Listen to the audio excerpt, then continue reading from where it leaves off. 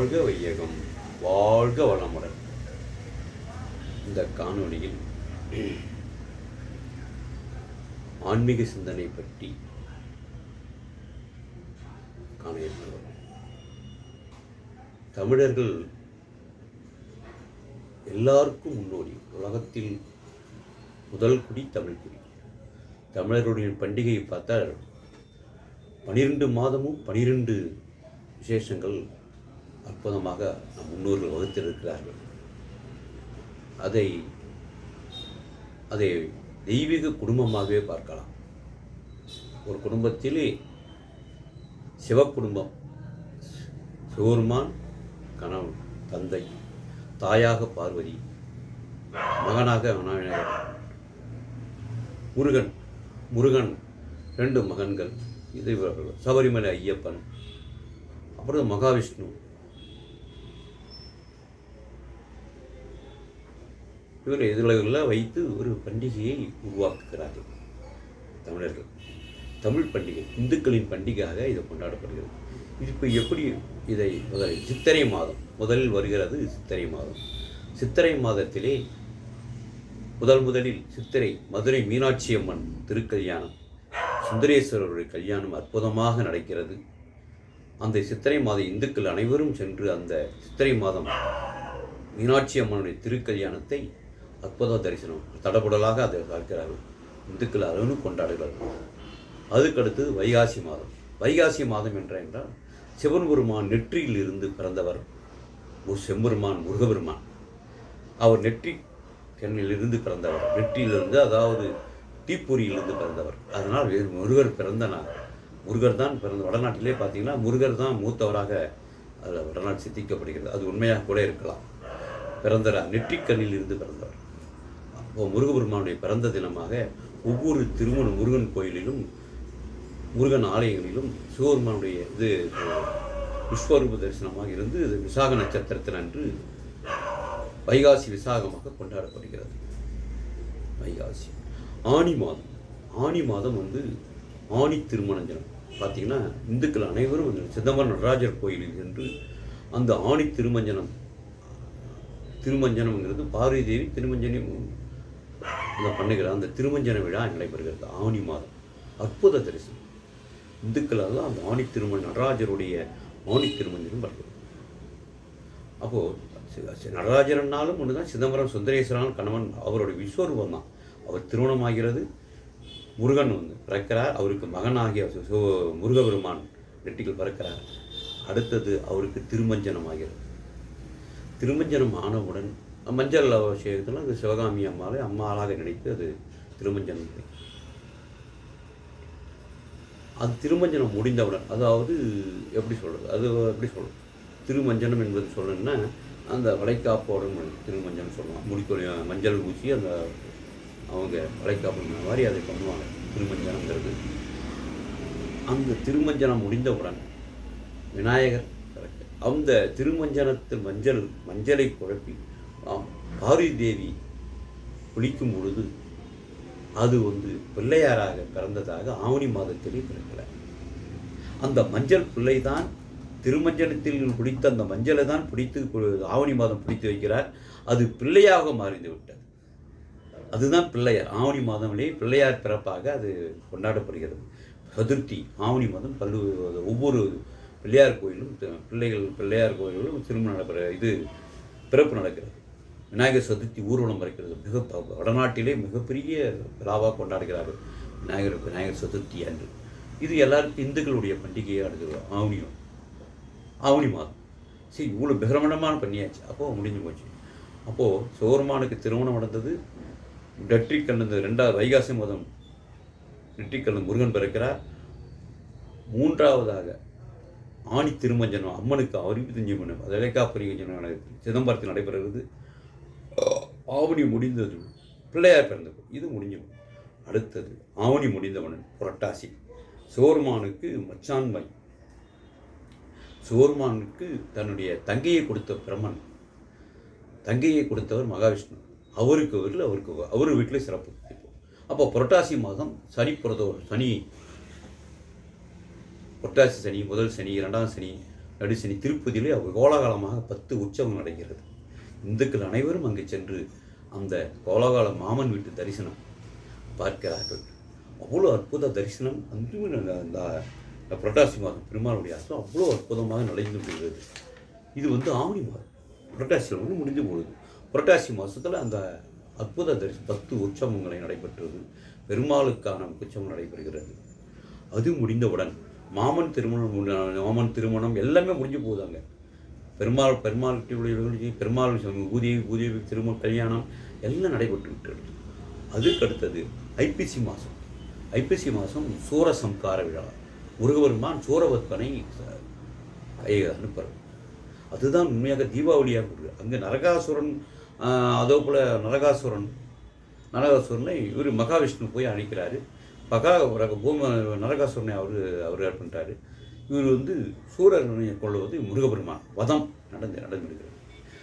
தீபாவளி கொண்டாடப்படுகிறது. நரகாசுரனை வதம் பண்ணுகிறார் பெருமாள். அதனால் அது பூமாதேவியுடைய நரகாசுரன் பாடியா சுருட்டி கடலுக்குள்ளே போய் இருந்தால் அவரை வதம் பண்ணி வந்ததாக தீபாவளி கொண்டாடப்படுகிறது. இல்லை ராமன் காட்டு இருந்து அயோத்தி திரும்புவதாக தீபாவளி கொண்டாடப்படுகிறது. பல புராணங்கள் சொன்னாலும் அந்த தீபாவளி நரகாசுரன் கொண்டது தான் மக்கள் பொதுவாக எடுத்து செய்கிறார். பெருமாளுடைய திருக்கல்யாணம் முடிஞ்சவுடனே அந்த வதம் நடக்கிறது. முருகபெருமான் சூரபத்மனை வழிபடும் அந்த ஐப்பசி மாதம் தான் சூதன் வதம் நடக்கிறது. அப்புறம் இந்த வதம்லாம் முடிஞ்ச உடனே அவருக்கு அன்னாபிஷேகம் நடக்கும். சிவபெருமானுக்கு அன்னாபிஷேகம் சோறுகளால் பாதங்களால் எடுத்து ஒவ்வொரு திரு சிவராயங்களிலும் அன்னாபிஷேகம் நடைபெற்று வருகிறது. பார்த்தீங்கன்னா ஒவ்வொரு சிவன் கோயிலும் அன்னாபிஷேகம் சோறுகளால் சாதம் அது முடிகிறது. அது முடிந்து விட்டது. அது திருக்கல்யாணம் அன்னாபிஷேகம். அடுத்தது கார்த்திகை தீபம். அதுக்கு அடுத்தது அன்னாபிஷேகம் முடிந்தவுடன் திருவண்ணாமலை தீபம். இதில் புரட்டாசி மாதம் பெருமாளுக்கு உற்சவம் நடந்ததுனால் அதை பொறுக்காத சிவபெருமான், நான் படைத்தால்தான் நீ காக்க முடியும், அவர் அழிக்க முடியும், நான் தான் பெரியவன் என்று ரொம்ப அவருக்குள்ளே வாக்குவாதம் நடைபெற்றது. கார்த்திகை மாதம் அந்த வாக்குவாதம் நடைபெற்றது. சரி, இது என்ன இவங்களுக்குள்ள நமக்கு கையில் கடமையே செய்ய வேண்டும். காத்தல், அழித்தல், படைத்தல், காத்தல் முற்கோயிலும் மனிதர்களாக பிறப்பது செய்யணும். அதில் நான் பெரியவன் நீ பெரியவன் என்று போட்டி வரக்கூடாது என்று சிவபெருமான் நினைக்கிறார். இந்த பிரம்மனும் மகாவிஷ்ணு நேராக சென்று சிவபெருமானும் கோரிக்கை வைக்கிறார்கள். அவர் விஸ்வரூப தரிசனமாக எடுத்து, அதாவது அக்னிஸ்வரமாக எடுத்து என் அடியை முடியை யார் காண்கிறார்களோ அவர்கள் அதுதான் உங்களுக்கு அந்த கார்த்திகை தீபத்தின் அன்றைக்கு அந்த அடியும் முடியும் பார்ப்பதற்காக பிரம்மன் தன்னுடைய அன்னபட்சியாக சென்று மேலோக்கி செல்லுகிறார். அது சிவபெருமான் முடி வளர்ந்து கொண்டே இருக்கிறது. போக லட்சம் ஆண்டுகளாக வளர்ந்து கொண்டு போகிறது. இது எப்படா பார்ப்பது, அடியை எப்படி பார்க்கறது, முடியை எப்போ பார்க்கறது என்று பிரம்மனுக்கே சந்தேகம் உண்டு. அப்போது சிவபெருமானுடைய உச்சந்தலையில் இருந்து ஒரு தாழம்பு வந்து கொண்டு இருக்கிறது. அந்த தாழம்பு நீ எங்கிருந்தமா வந்தீங்கன்னா, நான் 2 யுகமாக நான் 2 யுகத்துக்கு முன் புறப்பட்டு இப்போ தான் வந்து கொண்டு இருக்கிறேன் என்பது.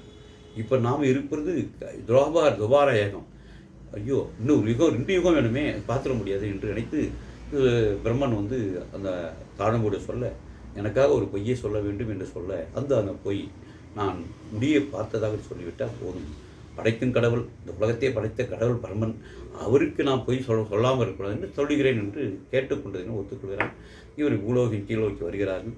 அதற்கு முன் பெருமாள் வராக ரூபம் எடுத்து, பண்டி ரூபம் எடுத்து பூமியை பொழந்து கொண்டு செல்கிறார்.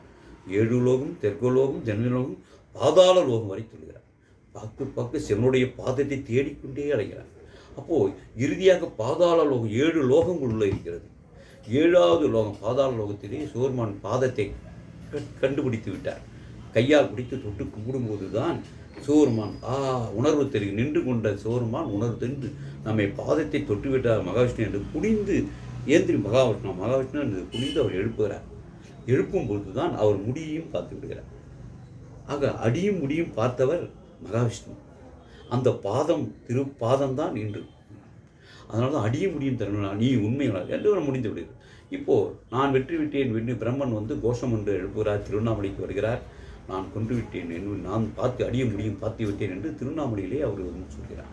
அப்போது அவர் சொல்லும் பொழுது உடனே இவர் அனைத்தும் தெரிந்தவர் சிவபெருமான். நீ உண்மையாக தாழம்பு அழைத்து தொட்டு என்னம்மா அவர் முடியை பார்த்து விட்டார், பார்த்து விட்டதாக போய் சொல்லிவிட்டார் தாழம்பு. உடனே உணர்ந்து, அம்மா நீ எவ்வளவு என்னை நீ அலங்கரிக்கும் தாழம்பு, நீ என்னை சிவபெருமானுடைய ஒவ்வொரு பொருளும் உண்மையே பேசணும். நீ பொய் சொல்லலாமா? அவருக்காக நீ பொய் சொன்னது தவறு, இது தவறு. பிரம்மன் நீ மும்மூர்த்தியிலும் ஒரு கடமையை செய்யாமல் தான் என்ற ஆணவம் 4 தலைகளும் ஏறிவிட்டது. உடனே பொய் எப்படியாவது உயர்ந்த அடையவும் கடின உழைப்பினாலும் தான் உயர்ந்த உருவத்தை அடைய முடியும் என்பதற்காக அதனை பொய் சொல்லிவிட்டார். அதனால் நீ உனக்கு இந்த பூலோகத்திலே உனக்கு எந்த தெய்வமும் வழிபட கோயில்கள் கிடையாது. உண்மையை எடியும் முடியும் பார்த்த மகாவிஷ்ணு அவர் கடினமாக தன்னுடைய பலத்தை கொண்டு பூமியை பலந்து கொண்டு சொல்கிறார். கடின உழைப்புக்கு தான் நீங்கள் மரியாதை.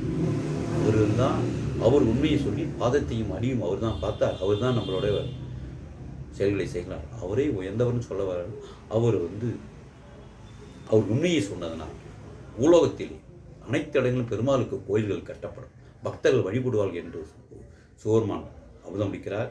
சக்கராத்தையும் அவர் தான் கொடுக்குறார். சக்கரம் சங்கு யார் அழிக்கும் அந்த வேலையை அவர் செய்யறதுக்கான ஆட்சி செய்கிறார். அப்பேற்பட்ட அந்த பாதத்தை பார்த்ததுனால தான் வராகமானவர்கள் கொண்டது தான் பார்த்து விட்டார். அது கார்த்திகை தீபத்தன்று அந்த திருவண்ணாமலை ஜீவச்சோடாக அடியும் முடியும் காண பக்த கோடிகள் அனைவரும் அவரை. அதிலே இன்னொரு விசேஷம் இருக்கு. அன்று பிரதோஷம் வேறு. பிரதோஷம் கார்த்திகை மாதம் புண்ணிய மாதம். ஏனென்றால் அந்த பிரதோஷம் ஆழ்கடலை கலந்து இருப்பார் கடலை அசுரலும் மகளும் கலந்தார்கள். அதில் இருக்கிற புனிதத்தை உண்டவர்கள் சிவபெருமானை பார்க்க மறந்து விட்டார், மதிக்க மறந்து விட்டார். நஞ்சை இந்த கடலிலே விஷம் கலந்து விட்ட அந்த நஞ்சை சுந்தரேஸ்வரை விட்டு எடுத்து வந்த சிவபெருமான் அந்த நஞ்சை தான் உட்கொண்டு பக்தலை காட்டார். மீண்டும் போய் கடையுங்கள் என்று சொன்னால் அந்த மீண்டும் கடையும் பொழுது அந்த நஞ்சை எடுத்து கடைகிறார்கள். திருப்பார்கடல் கடைந்தார்கள். அதிலிருந்து தேவமரத்தை அணைந்து மகாவிஷ்ணு அதை பங்கிட்டு அமோகினி அவதாரம் எடுத்து பங்கிட்டுருக்கிறார். கும்பிட்டு திலத்திலே சாவா வரம் பெற்று விட்டார்கள் தேவர்கள். என்றுமே இறப்பு கிடையாது அவங்களுக்கு. தேவர்கள் அனைவருமே சாவா வரம் பெற்று. அப்போது சிவபெருமானுக்கு அப்போ மதிக்கலை. நாமளே சாவ பொருள் என்னத்துக்கு போய் சாமி கும்பிடுங்கிற ஒரு குடும்பங்கள். அப்போது தான் அம்மன் பார்வதி தேவி என்ன பண்ணுறா, அம்மை என்ற நோயை தேவர்களுக்கு நோய் தோஷத்தை கொடுப்பார். அனைவருக்கும் அந்த அம்மையின் நோய் தட்டி கொண்டது. அந்த ரணமாக துன்பப்பட்டு இறப்பு கிடையாது, ஆனால் அந்த ரணம் பண்ண வேண்டும். உடனே அந்த துன்பங்கள்லாம் அந்த ஐயோ மன்னித்து என்னை உண்டு நந்தி தேவரிடம் முறையிடுகிறார்கள். தேவர்கள் முழுவதும் நந்தி தேவரிடம் முறையிட்டு அந்த கார்த்திகை மாதம் அன்று தான் நந்தி தேவரிடம் நந்தி தேவரை போட்டு நந்தி தேவருடைய சிவபெருமான் கோபமாக இருப்பதனால் அவர்கிட்ட போகாமல் நந்தி தேவர்னு சொல்கிறார்.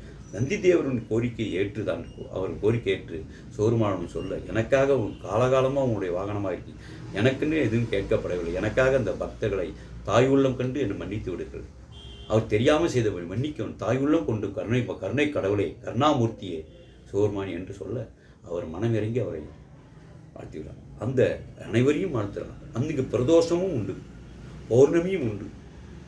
அது ரெண்டும் சேர்ந்து வரும் அந்த கார்த்திகை மாதத்திலே. அப்போ எல்லாரும் சிவபெருமானை வழிபடுகிறார்கள்.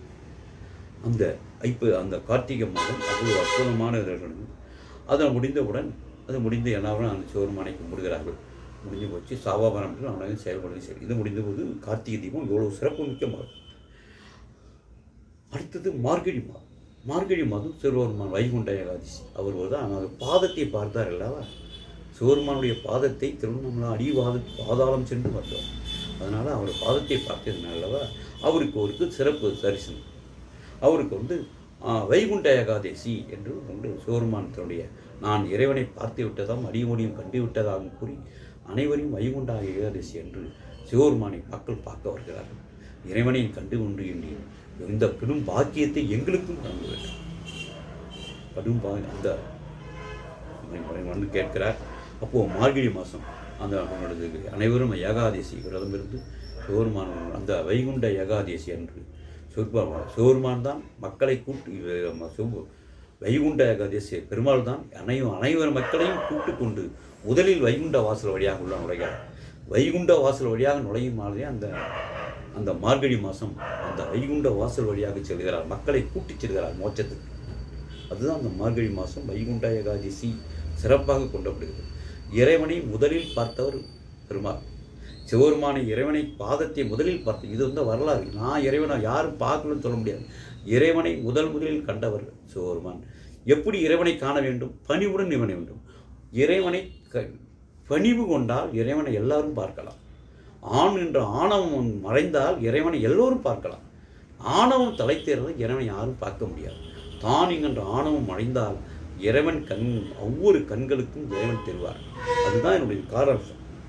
அப்போது சிவபெருமான் வந்து சிவபெருமான் பாதத்தை வராக ரூபத்தில் பார்த்த பிற்பாடு சொர்க்கவாசல் தை மாதம், அது மார்கழி மாதம் சொர்க்கவாசல் திறக்கப்படுது. வைகுண்ட ஏகாதசி என்று எல்லாரும் மக்களையும் துணித்து நான் இறைவனை பார்த்து விட்டதாக சொல்கிறார். அதை நம்பி மக்கள் பின்தொடர்ந்து செல்கிறார்கள். வடக்கு வாசல் வழியாக செல்கிறார். வடக்கு வாசல் செல்லும் முடிவரை அங்கே வைகுண்ட ஏகாதசி முடிந்தார். அங்கே முடிந்த இறைவனை சிவபெருமானை காண மக்களை அழைத்து செல்வது பெருமாள். அப்போ அழைத்து செல்லும்போது அங்கே அப்பொழுதுதான் ஆருத்ரா தரிசனம். சிவபெருமான் ருத்ர தாண்டவம் ஆடுகிறார். அவர் விஷம் உத்தரமான் ஆனந்த தாண்டவம் ஆடுகிறார். எல்லோரும் சிவபெருமான் பெருமாள் எல்லாரும் மக்கள் அனைவரும் அந்த ஆருத்ரா தரிசனம் மிகப்பெரிய சிதம்பரத்திலே உலகத்தின் மையப்புள்ளி சிதம்பரம். இது வந்து உலக ஆய்வாளர் கண்டுபிடிக்கும். சிவனுடைய பாதம் மையம், அங்கு எல்லாம் மையம். ஆருத்ரா தரிசனத்தை எல்லா தேவர்களும் 34 தேவர்களும் அங்கு செல்கிறார் சிதம்பரத்தில். அவருடைய பாதத்தை பார்த்து அவர் பாதத்தின் வழியே என்பது சரணாகதி மோட்சத்தை அடைகிறார். அதுதான் அந்த மார்கழி மகோற்சவம். ஆக வைகுண்ட ஏகாதசி அடுத்தது ஆருத்ரா தரிசனத்தோடு அது முடிந்து விடுகிறது. அடுத்தது அதன் முடிந்தவுடன் வீட்டுக்கு வந்த மக்கள் அனைவரும் தன் முன்னோர்கள் இந்த நிற்கதியை பார்த்த வைகுண்ட ஏகாதசிக்கு அழைத்து சென்று சொர்க்கத்தை அழைத்த பெருமாளுக்கும் அந்த தை மாதம் தன் முன்னோர்கள் தாய் தந்தையருக்கு தை மாதம் அமாவாசை, தை அமாவாசை என்று திதியை அர்ப்பணம் கொடுக்கிறார்கள். மாசி மாத சிவராத்திரி என்று மீண்டும் அவரை பெருமாளையே சிவபெருமானை மாத சிவராத்திரி என்று கண் விழித்து அவருக்கு அபிஷேகம் செய்து அந்த விஷம் செய்த அந்த ஆருத்ரா தரிசனம். ஏன் அந்த உத்ரா தாண்டவம் ஆடுகிறார் என்றால் அந்த மார்கழி மாதத்திலே அந்த கார்த்திகை மாதம் பறந்து அந்த விஷம் வந்து உள்ளுக்குள்ளே ஏறிவிட்டது. அந்த உட்கொண்டதனால் உடம்பெல்லாம் நீலகண்டனாக மாறிவிட்டது. அது இடவிட்டாய் அந்த நிலம் வந்து நஞ்சு வந்து அமிர்தமாக மாறுவதற்காக ஆருத்ரா தரிசனம் ஆடுகிறார். அந்த உத்தரத்தாண்டம் ஆடுகிறார். அந்த உத்தரத்தாண்டம் ஆடி அவருக்கு எல்லாரும் போய் வணங்கினவுடன் அவர் வந்து மேனியை குளிர வைப்பதற்காக மாசி சிவராத்திரி அன்று அவர் மேனியை குளிர பாலும் தேலும் தனி எல்லா அபிஷேகம் 108 அபிஷேகம் பண்ணி மாசி மாதம் அவரை குளிர வைக்கிறார். விஷத்திலிருந்து நீக்கிறார். தன் நன்றி உண்டவன் அமிர்தமாக மாற்றுவோம். எல்லோரும் சேர்ந்து அவரை அபிஷேகப்படுத்தி காய்ச்சப்பட்டு. அதுதான் அந்த மாசி மாதம் மகா சிவராத்திரி இருக்குதிலே மகா சிவராத்திரி. சிவபெருமான் தான் இறைவன், 33 தேவர்களுக்கும் தலைவன், மகாதேவன். அவருக்கு வழிபட்டதும் அவர் விஷம் உண்டங்க தான் அந்த விஷத்திலிருந்து ஆருத்ரா தரிசனம் ஆன புரியார் மகா சிவராத்திரி அவனோட. அதெல்லாம் முடிந்து விட்டது. இறுதியாக முருகபெருமான் தெய்வானையும் வள்ளி தேவானை திருமணம் அடைப்பார்கள் 12வது. அதுதான் பங்குனி மாதம் முருகனுடைய திருமணம். இப்படி 12 மாதங்களிலே 12 உற்சவங்களை வைத்தவர் நம் முன்னோர்கள் வந்து மிகப்பெரிய அறிவாளிகள். அவர்கள் முட்டாள்கள். இதை தமிழர்களாகிய நாம் உணர்ந்து கொள்ள வேண்டும். ஒவ்வொருவரும் தமிழனும் இந்த உலகத்தை ஆளுகிறான். தமிழன் உலகத்தை ஆளுகிறான். ஆண்டு விட்டானே இந்த செஸ் சாம்பியன் ஆனந்த். இந்தியா உலகத்தை வென்றவன் ஆனந்த். செஸ் சாம்பியன் அறிவால் வென்றவன் ஆனந்த், செஸ் சாம்பியன். இப்போ குகேஷ் என்ற தமிழ் மாணவன் நான் இருக்கிறான். உலகத்தை ஆளப்போகிறான் தமிழன். தமிழ் ஆன்மீகமும் தமிழும் இங்கே தான் கண்கள் போன்று இருவரும் பயன்படுத்தலாம். ஆக இந்த அந்த புதிய வருடம் 2025 பிறக்க இருக்கிறது. இந்த ஆன்மீக சிந்தனையை உங்களுக்கு நான் வழங்குவது மூத்த வழக்கறிஞரும் பிரம்மஞானியும் யோகா கலை மாஸ்டருமாக வாஸ்து நிபுணராகிய PS வெங்கடேசன் இந்த ஆன்மீக சிந்தனையை உங்களுக்கு நான் வழங்கியுள்ளேன். இதை வருங்கால சந்ததிகளுக்கு நீங்கள் கொண்டு போய் சேர்க்க வேண்டும். அதுதான் முக்கியம். வருங்கால சந்ததிகளுக்கு சுருக்கமாக சொன்னால் இது ஒரு குடும்பமாக தெய்வங்க ஆன்மீக குடும்பம். ஒவ்வொரு மாமன் மச்சான் தாய் தந்தையரோடு பொண்ணை கொடுத்தவரோடு உறவு முறையோடு இது வந்த விளக்கங்களை ஏற்படுத்தி தமிழ் பற்றோடு இது வளர்க்கப்படுகிறது. தமிழ் சைவர்கள் சிவனையும் பெருமையினவர்கள் மாமா மச்சா என்று உறவு கொள்கிறார்கள். பட்டை போட்டவர்கள் ராமபோட்டவர்களை கூப்பிடும்போது மாமா என்கிறார், மாமா அவர் இவர் மாமா என்கிறார். ஆக அப்படி உறவோடு மக்கள் சுகமான வாழ்க்கையை வாழ வேண்டும், மாமா மச்சா உறவோடு வாழ வேண்டும் என்பதற்காகத்தான் இந்த மாதிரி விழாக்களெல்லாம் கூட்டு குடும்பமாக வாழ என்பது ஆன்மீக சிந்தனையாக இதை உங்களுக்கு அனுப்புகின்றேன். வாழ்க வையகம், வாழ்க வளமுடன். இந்த கருத்தும் ஒருமித்த கருத்து. சித்திரை முதல் பங்குனி வரை நடந்த விசேஷங்களை ஒப்பிட்டு பாருங்கள். நம் குடும்பம் ஒற்றுமைக்கு வழிவகுக்கும். தமிழர்களாகிய என்றும் சாதி சயம் இல்லாமல் ஒற்றுமையுடன் வாழ வேண்டும் என்பது என்னுடைய கருத்து. இந்த காணொலியை கேட்ட நீங்கள், நான் கள்ளக்குறிச்சி சென்னை உயர்நீதிமன்றத்தில் வழக்கராக பணிபுரிந்து, அடுத்தது செல்லக்குறிச்சியிலே 28 வருடங்களாக பணிபுரிந்து இந்த ஆன்மீக சிந்தனையும் எனக்கு இருக்கிறது. ஏன்னா ஆன்மீக சிந்தனையும் வாஸ்து நிபுணர் எப்படி வாழ வேண்டும் பல கருத்துக்களை இந்த வீடியோக்களை நான் சொல்லுகிறேன். இது சம்பந்தமாக ஆன்மீகம் யோகா சம்பந்தமாக வீடியோக்களை அளிக்கிறேன் என்பது இதனுடைய கருத்துக்களாகும். ஆக இந்துக்களாகிய நீங்கள் உலக தமிழ் மக்கள் ஒற்றுமையும் இந்திய மக்கள் ஒற்றுமையும் இருக்க வேண்டும். மதம் பண்பாடு இருக்க வேண்டும், மத நல்லிணக்கம் இருக்கும். அதாவது இந்து மதம் கிறிஸ்துவ மதம் வேறுபாடு காணாமல் அனைத்தும் மதம் இறைவன் இருக்கிறார் என்ற ஒரு கான்செப்ட் அனைவருமே இருக்கிறார். இறைவன் இருக்கிறார் என்ற நம்பிக்கையோடு இந்த விழாக்களை கொண்டாடுகிறார்கள்.